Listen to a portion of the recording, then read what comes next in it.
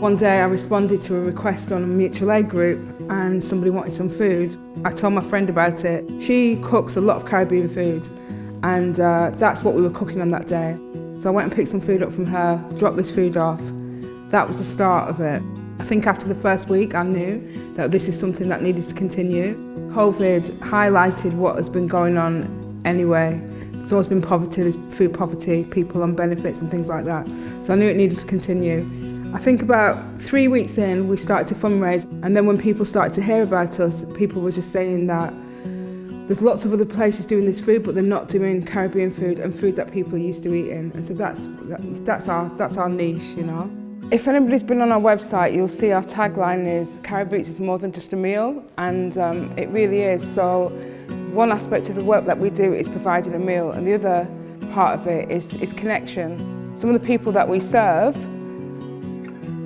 they don't see people for the whole week, or they don't speak to people for the whole week, and that's really important to us. So that's one of the reasons why we need to continue now and post-lockdown.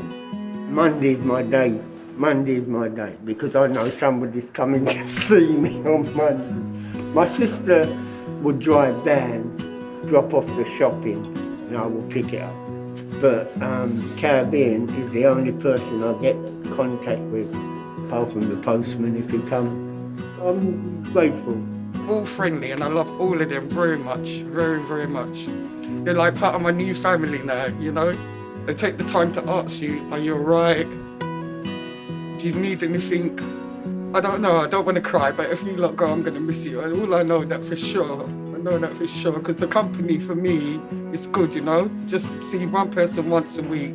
And I just didn't realise that volunteers would get as much out of it as I do. When it came along, it was brilliant for me as well, for my own mental health, a regular thing that I did every week. I've made some really good relationships with people. I think it's been really nice to go back and see people over and over again. There's definitely a community around Carib Eats. And I'm meeting people I wouldn't otherwise meet. It's cross-generational. It's just meeting a more varied people.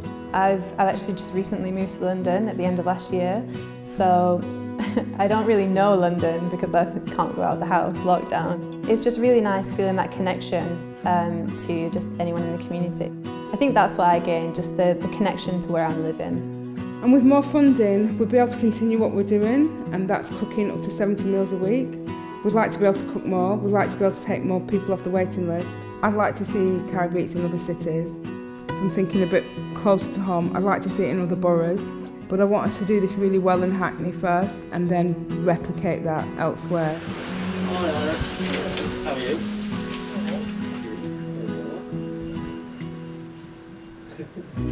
No worries. Thank you very much. No worries. I love connecting people. I love having conversations over food. I wish we could be doing that now, but we can't.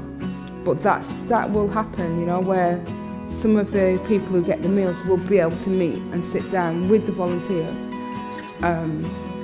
You know, I don't know if this is a phrase like urban table, but you know, just sit down, let's have a chat over some rice and peas and stuff.